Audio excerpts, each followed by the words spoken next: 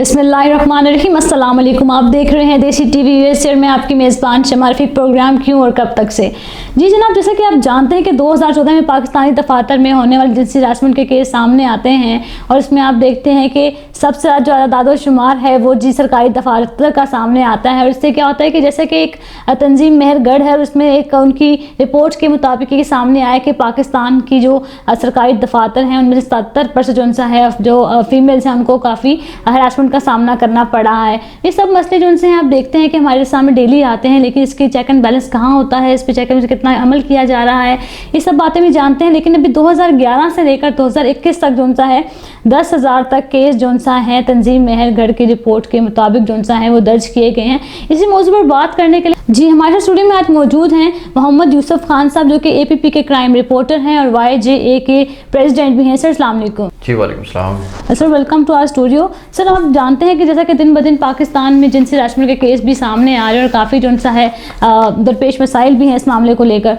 तो सर सबसे पहले ये जानना चाहेंगे कि जिनसी हरास क्या है। जी बहुत शुक्रिया शमा आपका कि आपने मुझे यहाँ पे अपने स्टूडियो में दावत दी। जिनसी हरास की एक जो नज़र आ रहा है इंतहाई कोई अलमिया है हमारे मुल्क का कि जो रोज़ बरोज़ जो बढ़ता जा रहा है, ख़ास तौर पर जो सरकारी दफातर हैं, इदारे हैं और प्राइवेट जो इदारे हैं उनमें भी ये वाक़यात सामने आ रहे हैं। जिनसी हरास की दरअसल किसी भी जो खातून है जो काम करने वाली है, वर्किंग जो ख़वातीन हैं, मर्द की जानिब से या कोई ऐसे कोई जुमले कसना, ऐसे जो मैंने अल्फाज का इस्तेमाल करना दफातर्स में, या उनके पास करीब आने की कोशिश करना, या कोई ऐसी मुख्तलिफ जो है वो नाजेबा किस्म के हरकत या इशारे करना, ये सब जिनसी हरासगी में आता है। और हमारे मुल्क में बहुत से इदारे हैं जहाँ पे ये वाक़यात रोज़ाना की बुनियाद पर रिपोर्ट किए जा रहे हैं। बिल्कुल सर, आपको तो काफ़ी एक लंबा अरसा हो चुका है इस फील्ड में काम करते हुए और आपको पता भी है कि कितने केसेस सामने आते हैं। अगर हम सिर्फ पूरे अपने सराउंडिंग में बात करें तो बहुत सारी चीज़ें सामने आती हैं, बहुत दिखाई देता है कि हरासगी के जो से केसेस सामने आते हैं। लेकिन क्या सरकारी दफातर में अखलाकी हदें पार होने का मेयार क्या है आपकी नज़र में?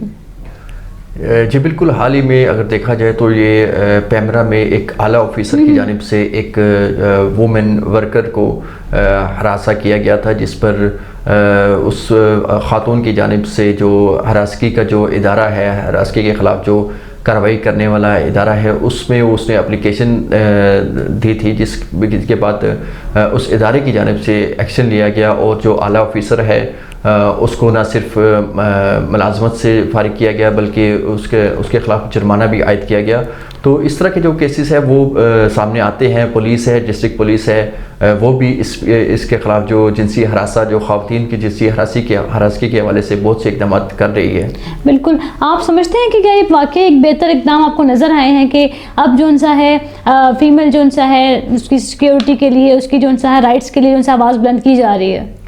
जी बिल्कुल, ख़ास तौर पर जो सोशल मीडिया की जानिब से जो एक मुख्तलिफ़ किस्म के जो ऐप्स हैं या मुख्तलिफ़ किस्म के जो पेजेस हैं, उस पर इस तरह की जो ख़वातीन हैं वो अपने जो ख़यालात का इजहार करती हैं। पहले तो ये होता था कि वो ख़वातीन जो है वो अपनी इज़्ज़त बचाने के लिए इस तरह के जो है वो किसी के ख़िलाफ़ कोई कंप्लेन या कोई एक्शन लेने के लिए कोई इक़दाम नहीं करती थी। मगर अब जो है काफ़ी जो ख़वातीन पढ़ी लिखी ख़वातीन हैं उनमें शऊर है और वो जो अगर कोई मर्द उन्हें हरासा करता है तो उसके खिलाफ भरपूर आवाज़ उठाती हैं। बिल्कुल ऐसा ही है, क्योंकि काफ़ी केस सामने आए जिसमें हम देखते थे कि पहले टाइम पीरियड में क्या होता था कि अगर कोई फीमेल ऐसी ही परेशानी से दो चार है तो लेकिन वो अपनी इज़्ज़त के डर के मारे जो सा है अपनी जो फैमिली के डर के मारे जो सा है वो कुछ बोलती नहीं थी, खामोश हो जाती थी।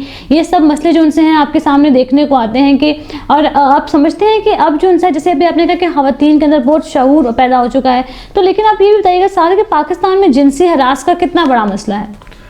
जी, एक मैंने पहले भी आपको बताया कि एक अलमिया बन चुका है जो ख़वातीन को हरासा करने के हवाले से बहुत से केसेस सामने आ रहे हैं रोज़ाना की बुनियाद पर।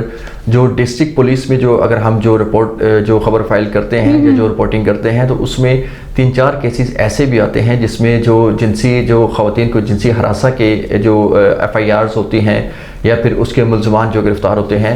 पहले तो ये होता था कि इस मसले को इतना संजीदगी से नहीं लिया जाता था, मगर जब अब इस जो वाक़यात में इजाफ़ा हो चुका है और इस जिनसी हरासगी को रोकने के लिए जो इदारा भी एक बन चुका है, जो वफाकी मुतसिब बराए जिनसी हरासियत जो जिसकी सरबराह हैं कशमाला तारिक साहिबा, वो भी इस पर काम कर रही हैं। हुकूमत की जानिब से काफ़ी इस तरह के जो मसाइल हैं उसको रोकने के लिए इक़दाम किए जा रहे हैं। वहीं पुलिस जो है, डिस्ट्रिक्ट पुलिस है, ज़िली पुलिस है, रीजनल पुलिस है, वो भी इस तरह के जो वाक़यात है उसको कंट्रोल करने के लिए भरपूर इक़दाम कर रही हैं। सर, आप क्या समझते हैं कि क्या सज़ा होनी चाहिए कि जैसे कोई फीमेल अगर ऑफिस में है और उसको हरासमेंट का जो है सामना करना पड़ता है, तो उसके लिए क्या सज़ा है? मतलब उसे कहाँ जाना चाहिए और किस कानून के मुताबिक जो है उसे किस इदारे से रब्ता करना चाहिए? सज़ाए के हवाले से अगर बात करूं तो वो तो मेरे ख्याल से बहुत कम जो ऐसे जो मुलजमान गिरफ़्तार हुए जिन्होंने ख़वातीन को हरासा किया, पुलिस जो होती है वो तो अपने एक्शन के बाद मुलज़म को अदालत में पेश कर देती है, लेकिन उनके ख़िलाफ़ कोई ऐसी कोई सज़ाई सामने नहीं आई कि उनको कोई सज़ा दी गई हो। और क्योंकि अभी तो मेरे ख्याल से 3 साल कैद और 50 लाख रुपए जुर्माने के हवाले से बातचीत चल रही है, लेकिन सामने ऐसा कोई मुलज़म नहीं आया जिसमें किसी अदालत की जानिब से मुलज़म को सज़ा दी गई हो। ठीक हो गया। लेकिन सर अब देखते हैं कि हम अगर दफातर से हट के कोई और ख़वातीन हैं वो बाज़ार में जाती हैं, उन्हें कुछ घर के कामों से उन्हें बाहर निकलना पड़ता है, तो उनको जो है रास्ते में सफ़र करते हुए तब भी जो है सामना करना पड़ता है। तो इस हवाले से क्या कहेंगे कि क्या हमारे में शऊर की कमी है या फिर हम अपनी सतह से नीचे गिर चुके हैं, हम इस तरह की हरकतें करते हैं? जी बिल्कुल ऐसे ही है कि बाज़ारों में अगर जाएं तो बहुत से आपको नौजवान नज़र आएंगे जो ख़वातीन को हरासा करते हुए आवाज़ें कसना या उनका पीछा करना या फिर ऐसे कोई अल्फाज इस्तेमाल करना जो ख़वातीन पास से गुजरती हैं, कुछ ऐसे जो मैंने अल्फाज का इस्तेमाल करते हैं जो नहीं होने चाहिए। इसके लिए जो हुकूमत की जानिब से जो इंतज़ामिया है उनकी जानिब से एक आगाही जो सेमिनार्स है, वर्कशॉप्स है, उनका इनेकाद करना चाहिए ताकि जो लड़के हैं, जो नौजवान हैं, उनको भी इस जो हरासगी के हवाले के जो है उसको पता चल सके और जो ख़वातीन हैं उनमें भी एक शऊर मज़ीद पैदा हो सके। देखिए, जैसे भी हमने ऊपर बात की कि 10,000 केसेज जो है रजिस्टर्ड हो चुके हैं और ये तो वो केसेज जो रजिस्टर्ड हुए हैं, तो आप सोचते हैं कि इसके अलावा जो लोग खामोश हो जाते हैं, स्टिल अभी तक हमारी सोसाइटी में ऐसे लोग पाए जाते हैं अपने हक़ के लिए आवाज़ नहीं उठाते हैं। ये एक बहुत बड़ा मसला है और हमें इस मसले को समझना भी है। तो आपकी राय के मुताबिक ऐसा क्या होना चाहिए कि इसको हम इस पर रोकथाम कर सकें? जी बिल्कुल, सरकारी इदारे बहुत से ऐसे हैं जहाँ पे ख़वातीन पढ़ी लिखी भी होती हैं, बाशऊर भी होती हैं, लेकिन वो अपनी मुलाजमत बचाने के लिए अगर कोई अफसरान उनको हरासा करता है लेकिन अपनी मुलाजमत बचाने के लिए वो आवाज़ नहीं उठाती या किसी को नहीं बताती। तो इसी तरह जो दही इलाके है वहाँ पर भी अगर कहीं कोई ख़वातीन है या उनको इतना शऊर नहीं है कि वो किसी को बात बता सके या वो अपनी आवाज़ उठा सकें। सही, तो इसके लिए आपके राय के मुताबिक क्या होना चाहिए? ठीक, इसमें जो हुकूमत जैसा जो वफाकी मुतसिब बराए हरासियत जिनसी हरासियत के हवाले से जो इदारा बनाया है गया, इसको मज़ीद जो है वो भरपूर इक़दाम करने चाहिए और उनके जो है ख़वातीन को शऊर पैदा करने के लिए अवेयरनेस बहुत ज़रूरी है। सही हो गया।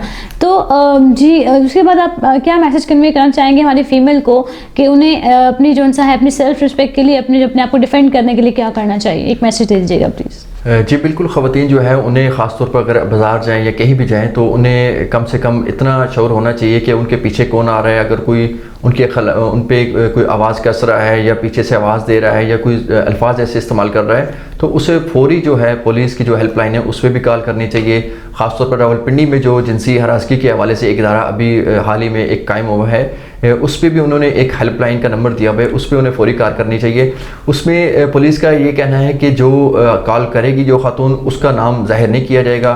पुलिस की जानिब से वो उस बंदे के ख़िलाफ़ जो हरासा करेगा उसके ख़िलाफ़ पुलिस की जानिब से कार्रवाई की जाएगी। जी बहुत शुक्रिया मोहम्मद यूसुफ खान साहब आपका कि आपने हमें इतनी ढेर सारी इन्फॉर्मेशन से आगाह किया। बहुत बहुत शुक्रिया। Thank you so much. जी नाज़रीन, आपने देखा कि हमने बात की जिनसे हरासगी के ऊपर, इसमें हमें बहुत सारी बातें सामने आई कि वो ख़वातीन जो उनसे डर के अपने घरों में बैठ जाती हैं, अपने हक़ के लिए आवाज़ नहीं उठाती हैं, और अगर ऐसा वो करेंगी तो इससे क्या होगा कि वो जो शख्स इनके साथ ऐसी हरकत कर रहा है वो और शेर होता जाएगा और जैसा है एक तरह जुल्म बढ़ता जाएगा। अगर वो आज आपके साथ ऐसे करे कल किसी और के साथ भी कर सकता है, तो हमें जो उनसे सेल्फ अवेयरनेस के लिए बहुत ज़्यादा इस पर जोर देना होगा।